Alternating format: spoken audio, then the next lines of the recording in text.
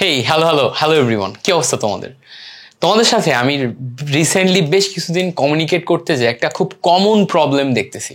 যেমন আমি battles of biology গ্রুপে একটা পোস্ট দিয়েছিলাম যে তোমরা কারা কারা এমসিকিউ নিয়ে প্যারা খাচ্ছ, এবং আমাদের যে 24 দিনের কেমিস্ট্রি কোর্সটা আছে, ফ্রি কোর্স 24 ব্যাচের জন্য, এখানেও তোমাদের বারবার একটা প্রবলেম নিয়ে আমি অ্যানালাইসিস করতে দেখতেছি, সেটা হচ্ছে এমসিকিউ প্রবলেম।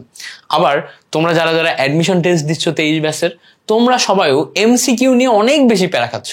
সো এই যে এমসিকিউ নিয়ে এত প্রবলেম, কিভাবে এমসিকিউ প্র্যাকটিস করলে তোমার এমসিকিউর উপর একটা দক্ষতা তৈরি হবে, কিভাবে এমসিকিউ প্র্যাকটিস করলে তুমি এমসিকিউতে প্রো হয়ে উঠতে পারবা, মাস্টার হতে পারবা, সেইটা নিয়ে কথা বলবো আজকে হচ্ছে এমসিকিউ প্র্যাকটিস ট্রিক্স ক্লাসটা বা ভিডিওটাতে। দেখো, এখানে অনেক মেথড আছে, অনেক কিছু ফলো করা যায়। আমি প্রথমে অ্যানালাইসিস করে বলবো যে আমি কোন অ্যাপ্রোচে আগাই যে কোনো একটা জিনিসে। ধরো আমাকে তো অনেক এমসিকিউ এক্সাম দিতে হয়, সো আমি কোন অ্যাপ্রোচে আগাই সেই অ্যাপ্রোচটা আগে বলবো, তারপরে বেসিক কিছু পয়েন্ট নিয়ে স্টেপ বাই স্টেপ আলোচনা করবো। সো প্রথমে আমার অ্যাপ্রোচটাতে আসি, পয়েন্ট যেগুলো করে রাখছি, নোট করে রাখছি, ওটাকে পরে নিয়ে ডিসকাশন করবো। আমার অ্যাপ্রোচটা খুব সিম্পল, সেটা হচ্ছে আমি প্রথমে কোনো একটা টপিক নিয়ে যদি পড়াশোনা করি বা কোনো একটা অধ্যায় নিয়ে যদি পড়াশোনা করি, ধরো একটা টপিক বা একটা চ্যাপ্টার যেটাই নিই, সো এই চ্যাপ্টারের ভিতরে আমার যা যা পড়া লাগবে, বলো একটা টপিক বা একটা চ্যাপ্টার, এই চ্যাপ্টারের ভিতর যা যা আমার পড়া লাগবে সেটাকে আমি আগে আইডেন্টিফাই করে ওই টপিকের উপর বা চ্যাপ্টারের উপর যে সমস্ত বেসিক্সগুলো আছে, ওই বেসিক্সটা আমি আগে ক্লিয়ার করি। বেসিক জিনিসপত্রগুলো, ধরো যেগুলো বোঝার, যেগুলো আন্ডারস্ট্যান্ড করার, ওই জিনিসপত্রগুলো আমি আগে ক্লিয়ার করে নিই। এখন এই জায়গায় ক্লিয়ার করার সময় আমি না একটা খুব কমন একটা স্ট্র্যাটেজি ফলো করি, সেটা হচ্ছে আমি কিওয়ার্ড বেজ আগাই। কিওয়ার্ড বেজ মানে কি? ধরো একটা টপিক আছে, সেই টপিকের ভিতর এমন কিছু ওয়ার্ড থাকবে যেই ওয়ার্ডগুলা দ্বারা টোটাল টপিকটাকে বিশ্লেষণ করা যায়, যেই ওয়ার্ডগুলা দ্বারাই একটা পাথ দেয়া থাকে, যেই ওয়ার্ডগুলা দ্বারা একটা ক্লু থাকে। সো ওই কিওয়ার্ড জিনিসপত্রগুলা, ওই ওয়ার্ডগুলা নিয়ে আমি অনেক বেশি চর্চা করি। এবার ধরো যদি এই বেসিকটার ভিতরে তুমি দেখো, কিছু কিছু জিনিস থাকবে যেগুলো ম্যাথমেটিক্যাল, মানে ম্যাথ টাইপের, কিছু কিছু জিনিস থাকবে যেগুলো মুখস্থ টাইপের, যেগুলো তুমি মুখস্থ করবা, তাই না? সো এই যে ম্যাথ টাইপের, মুখস্থ টাইপের জিনিসপত্রগুলো আছে, যেগুলো মুখস্থ টাইপের জিনিস, এই মুখস্থ টাইপের জিনিসগুলোকে তুমি দাগিয়ে হাইলাইট করে তুমি কিওয়ার্ড ধরে পড়বা। আর যেগুলো ম্যাথ টাইপের জিনিস, এই ম্যাথ টাইপের জিনিসগুলোতে তুমি কি করবা, ওই ম্যাথটা কোন কিওয়ার্ডের জন্য কোন প্রসেসে যাচ্ছে সেই প্রসেসটা ফলো করে কিওয়ার্ড অ্যান্ড এর সলিউশন, ঠিক আছে, সলিউশনের ভিতরে যে ফর্মুলাগুলো আছে, এই জিনিসপত্রগুলোর উপরে বেশি খেয়াল করবা। অর্থাৎ পুরা জিনিসটাকে ক্যাটাগোরাইজড করা। এবার যখন আমি এইভাবে আমার মেইন চ্যাপ্টার থেকে আইডেন্টিফাই করে বেসিকটাকে এই দুইভাবে ক্যাটাগোরাইজ করে পড়তে যাচ্ছি, পড়ে সামনে আগানো শুরু করছি, তখন দেখবা যে এই স্টেপগুলো ফলো করার পর তোমার ভিতরে একটা ক্লিয়ার আন্ডারস্ট্যান্ডিং আসছে এই টপিকগুলোর উপর, এই চ্যাপ্টারটার উপর। এখন যখন ক্লিয়ার আন্ডারস্ট্যান্ডিং চলে আসবে, তখন তুমি এই চ্যাপ্টার থেকে যখন চ্যাপ্টারের শেষে থাকা এমসিকিউগুলা, বোর্ডে আসা এমসিকিউগুলা, বিগত সালের এমসিকিউগুলা একটার পর একটা দেখা শুরু করবা, তখন দেখবা প্রত্যেকটা এমসিকিউ তোমার কাছে ফ্যামিলিয়ার লাগতেছে। বুঝবা আমার পয়েন্টটা? প্রত্যেকটা এমসিকিউ তোমার কাছে ফ্যামিলিয়ার লাগতেছে। এখনো তুমি কিন্তু এক্সপার্ট না। এক্সপার্টের জন্য শুধু বেসিকে কাজ হবে না, তোমাকে ফিল্ডে নামতে হবে। ধরো তুমি কারোর কাছ থেকে ভিডিও দেখে সুইমিং করা, মানে দেখলা যে সুইমিং কিভাবে করে, এখন সুইমিং কিভাবে করে এটা দেখে মনে হলো আর এটা তো ইজি, আমি তো পারবো। এখন তুমি পারবা ভেবে তুমি সুইমিং করার জন্য ডিরেক্ট ধরো একদম নদীতে নেমে গেলা, তুমি কি করবা? তুমি সুইমিং করতে পারবা না, ডুবে যাবা, অবশ্যই ডুবে যাবা। তাহলে তোমার উচিত কি? তোমার উচিত কিন্তু একবারে ডিরেক্ট নদীতে না নামা। তোমার এখন এই মোমেন্টে উচিত আগে সুইমিং পুলে বা কম পানিতে একটা পুকুরে নামা, যেখানে তোমার হাঁটু সমান বা এই পর্যন্ত পানি, তার ভিতর অল্প অল্প করে সাঁতার কাটা। সো তুমি একদম ডিরেক্ট যদি বেসিক শিখে এক্সামে চলে যাও, দ্যাট মিনস তুমি বেসিক শিখে এক জায়গা থেকে দেখে তুমি একদম ডিরেক্ট নদীর ভিতরে যাচ্ছ। তো নদীর ভিতরে গেলে তুমি হাবুডুবু খাইতে পারো, হাঁটু জলের মতো তুমি ইজি করতে পারো। মানে ব্যাপারটা যে তোমার সাথে যেটা ঘটবে এটা তুমি লাখের উপর অনেকটা ছেড়ে দিবা। সো আমি এই জায়গাতে প্রেফার করবো না, নদীতে একবারে যাওয়া যাবে না, একবার এক্সামে যাওয়া যাবে না। তুমি বেসিক শিখছো, তুমি জিনিসপত্রগুলো আইডেন্টিফাই করছো, অ্যান্ড দেন তোমাকে আগে বাসায় বসে প্র্যাকটিসে যেতে হবে। প্র্যাকটিসের সোর্স কি আছে? প্রথম কথা মেইন বই, দ্বিতীয় কথা বিগত সালের বোর্ডের কোশ্চেনগুলা, বা এক জায়গাতে যদি কোশ্চেন থাকে যেগুলো খুব গুরুত্বপূর্ণ কোশ্চেন করে অ্যানালাইসিস করে এক জায়গায় করে রাখছে, ওই টাইপের যে কোনো একটা সোর্স। সো আমি তোমাকে পার্সোনালি প্রেফার করবো বিগত সালের বোর্ড এবং মেইন বই, এই দুইটা সোর্স নাও।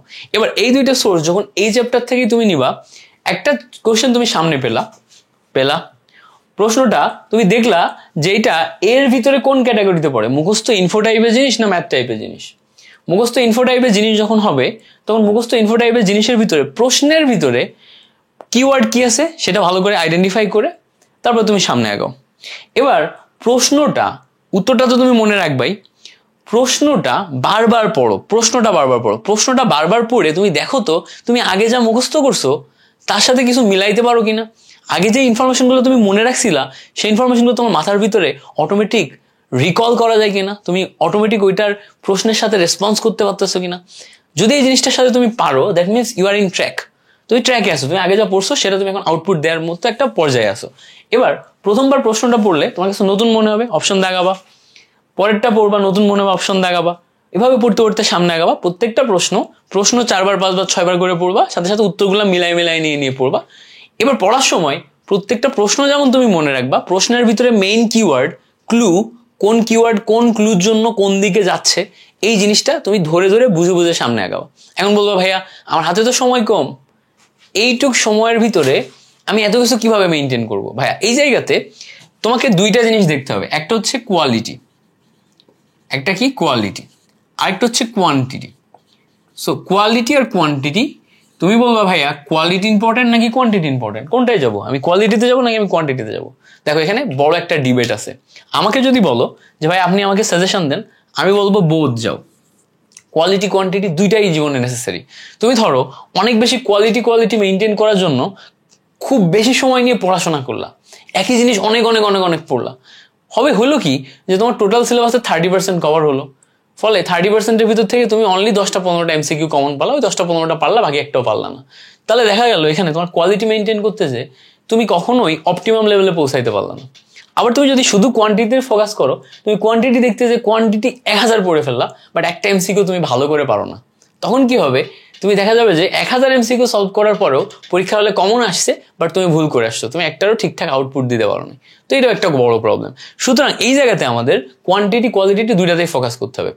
প্রথমত ইনিশিয়ালি আমাদের চিন্তা করতে হবে যে কতটুকু টাইম ধরে আমি একটা এমসিকিউ পড়লে টোটাল যদি আমার 500 এমসিকিউ পড়ার টার্গেট থাকে, এটা আমি আমার টাইম লাইনের ভিতরে কভার করতে পারবো। যদি আমার টাইম লাইনের ভিতরে আমি 500 এমসিকিউ ঠিকঠাকভাবে কভার করতে পারি, অ্যান্ড দেন আমি টাইম বের করতে পারি আরো ভালো করে পড়ার, দেন আমি এবার কোয়ালিটিতে যাব। কোয়ালিটিতে কিভাবে যাবো? আমি বারবার পড়বো। বারবার পড়া মানে কি, একটা এমসিকিউ আমি 2বার 3বার 4বার করে পড়বো, কিওয়ার্ড ফোকাস করবো, ক্লুগুলা খেয়াল করবো, কয়েকবার মাল্টিপল টাইমস প্র্যাকটিস করবো। অ্যান্ড তুমি যখন এই কোয়ালিটি মেনটেন করবা, তখন তোমার এখানে এই পয়েন্টগুলো অনেক গুরুত্বপূর্ণ হয়ে ওঠে। যেমন দেখো, আমি প্রথমে আলোচনা করে ফেলছি যে বেসিকটা আগে আমাদের ক্লিয়ার থাকতে হয়, তারপরে আমাদের কিওয়ার্ডে ফোকাস করতে হয়। কারণ বেসিক ক্লিয়ার এবং কিওয়ার্ডে তুমি যদি ফোকাস না করো, তাহলে এক্স্যাক্ট জিনিসটা পরীক্ষার হলে যে তুমি রিকল করতে পারবো না, তুমি রিমেম্বার করতে পারবো না, তুমি ওইটার সাথে ঠিকঠাকভাবে রেসপন্স করে 4টার ভিতর থেকে রাইট অপশনটা তুমি খোঁজ করতে পারবা না। সো এই জন্য আমাদের বেসিক এবং কিওয়ার্ড দুইটাতে ফোকাস করতে হয়। এরপর আসে হচ্ছে আমাদের elimination method. This is a very useful method, খুবই ইউজফুল মেথড। ব্যাপার হচ্ছে যে ধরো তুমি একটা বেসিক যখন পড়তেছো, ওর সাথে রিলেভেন্ট কিওয়ার্ডগুলো যখন তুমি জানো, তখন একটা প্রশ্ন পড়ার সাথে সাথে তোমার মাথায় আসবে যে এই বেসিকটার ভিতরে বা এই কোশ্চেনটার সাথে রিলেভেন্ট কিওয়ার্ড কি আছে। সো রিলেভেন্ট যে ওয়ার্ডগুলো আছে, সেরকম দেখা যাচ্ছে 4টা অপশনের ভিতরে 2টা হচ্ছে রিলেভেন্ট, বাকি 2টা হচ্ছে রিলেভেন্ট না। সো যে 2টা রিলেভেন্ট না, প্রসেস অফ ইলিমিনেশনে ওই 2টা কিন্তু আগেই বাদ, ওই 2টা নিয়ে আমার চিন্তাই করা লাগছে না। এবার তাহলে আমার 25 এভাবে 4টা মিলে 100 অপশন ছিল, এর ভিতরে 50 অপশন বাদ, আর 50%-এর ভিতরে আমাকে সিলেক্ট করতে হবে কোনটা আমার রাইট অ্যান্সার।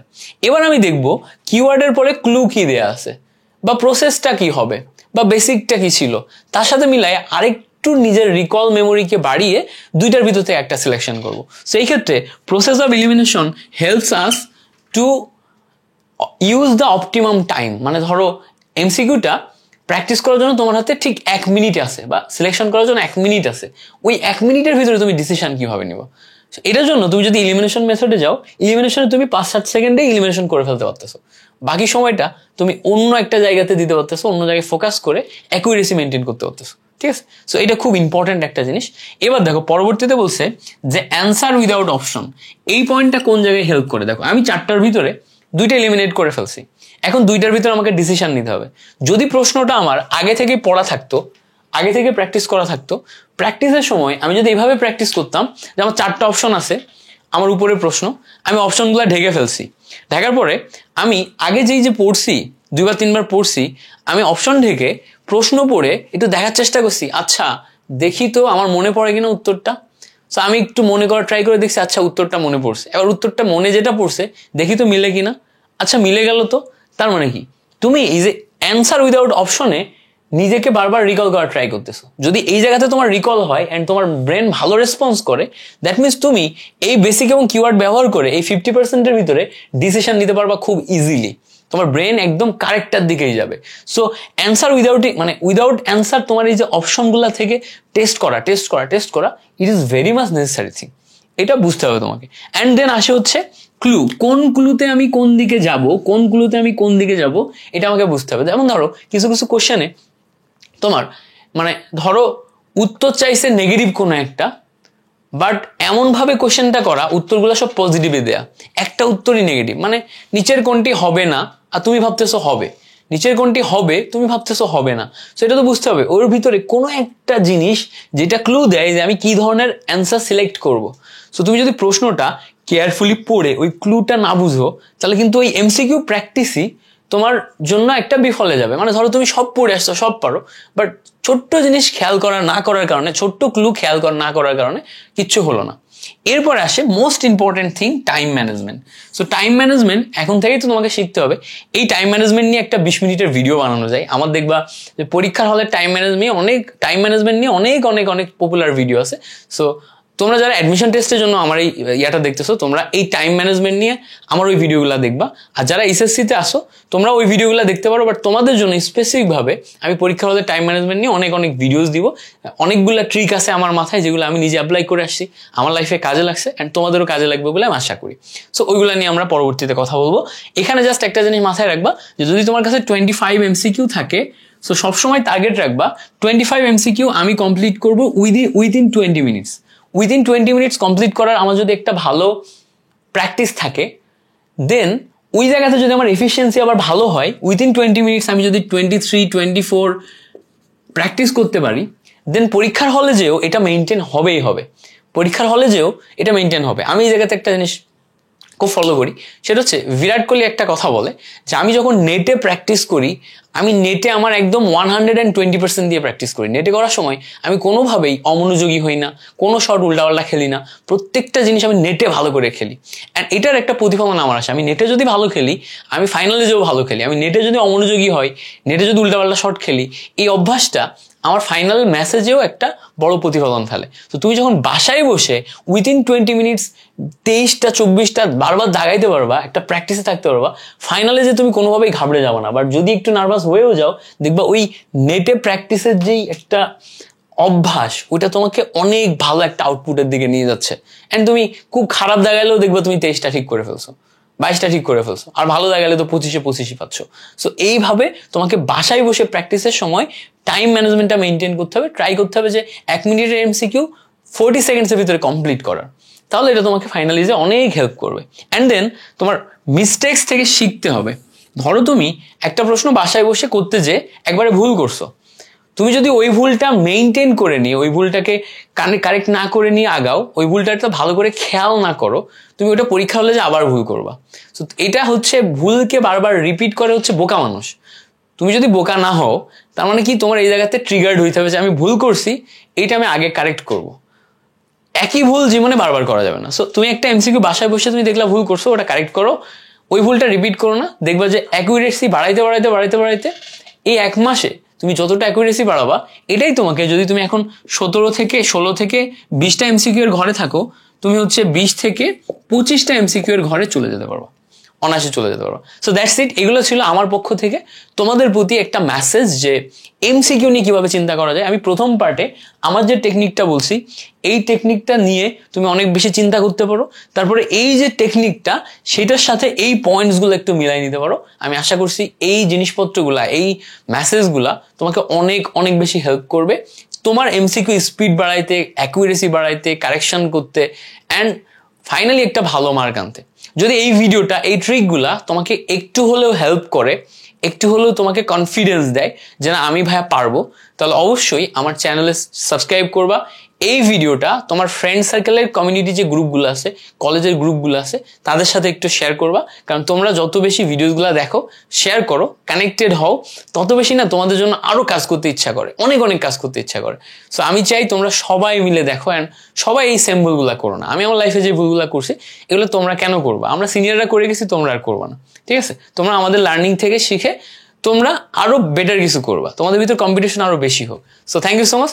তোমাদের সাথে পরবর্তী কোনো একটি ভিডিওতে দেখা হচ্ছে। ততক্ষণ পর্যন্ত ভালো থাকো, সুস্থ থাকো। আল্লাহ হাফেজ, আসসালামু আলাইকুম।